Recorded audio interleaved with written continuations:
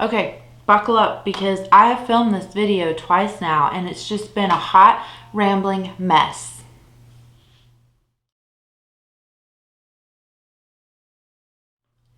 Hey guys, thanks for coming back to check out another video. Okay, so I've already warned you that I've been just a rambling mess today and we're all gonna have to get through with that.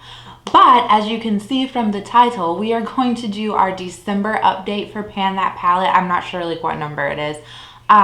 But I have been working on the Subculture palette from ABH.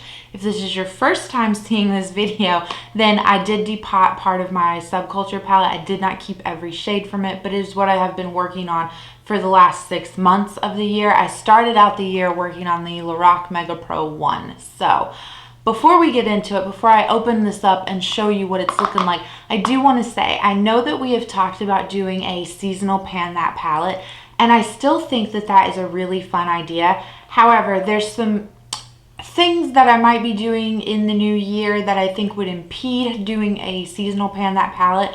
Also, over this past month, I have really used Subculture a lot more. I've incorporated it into more eye looks, and especially with my Pan Those eyeshadows. So I've like re-fallen in love with this palette. It is one of my oldest palettes, and so I'm thinking that in 2021 I will just carry on with this because I do want to try to finish off some shades. I like hitting pan in eyeshadows, and I think Pan Those eyeshadows is really fun for that.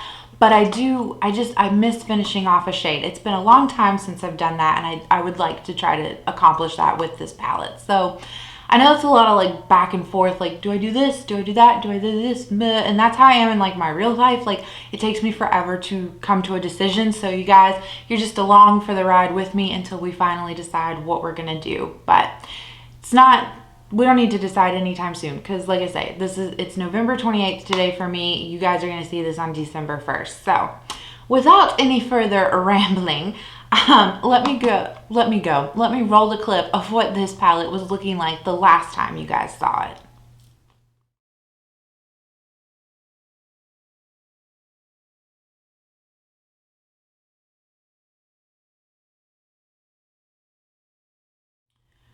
All right, are you ready? I have to apologize though because the black background of this palette is just like so reflective today, so it might make it a little bit harder to like see the colors and the changes and things like that. But here is what we are looking like now. I am pleased with the changes. I think there are some more obvious in your face changes and then some more subtle changes. So let's talk about this together. The first shade here, Dawn, as you can see, if I bring it in like this, hopefully, we have cleared out that corner and hit side pan. I am just so happy with myself. I've started using Dawn a lot more just to blend out the edges of looks. That's how I used it today in this look because I do have like a red kind of matte shade in my outer V and crease area. So I just find that Dawn works really well to help blend out those more like in your face difficult colors and kind of tone them down. I think in the pan for you guys, like on camera, it looks like it would just be a standard like cream lid setting shade that I have been like plowing through this year, but it's not. It's like a hair too dark for that, but it's perfect to help blend out other colors. The yellow shade here, I don't know if you can tell. I think to me, when I look at the previous month's clip, I think that the pan has expanded ever so slightly on that shade. And I also think that it's expanded ever so slightly on the orange here. But again, I don't know if it's like really enough for you guys to like pick it up between the clips. So yeah, let's see the purple shade, which is All Star, I think. I have been using that again in my outer V. I took a long break from it and was just like playing with other things, but I have picked it up, and I think like within the past like 2 weeks I've probably used it 4 to 5 times, which I think is really good. I haven't really touched the 2 shades from the Lorac Mega Pro 4 in here. And then with Roxy, the pink shade, I think maybe this past month I've worn it once as an actual eyeshadow. I've just been loving it as a blush. So I thank you, and I'm sorry I can't remember who, but somebody did comment like that it works well as a really pretty it works well as a really pretty blush. And they were right. So it's just like this great like kind of pinky brown blush in my opinion, and I've just been loving it. I don't have it on today, but I have worn it in quite a few videos.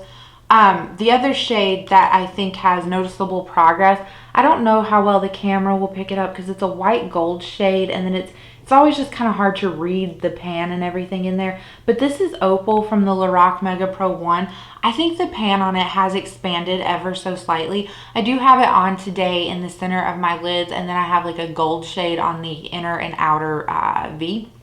So this was just like an on the whim kind of look. Like, you know how you sit down and you're like, I think this would be a good idea. Like, that was today's eye look. And I do overall like how it came out. It's not like my favorite look that I've done, but I do like it. So, and then we have our matte cream shade here from Tarte. You guys saw me, I did like a repressing video, so you guys saw me repress this, and you could see like it didn't really take up that much of the pan. Like maybe we're at like the third it's taking up a third of the pan with product.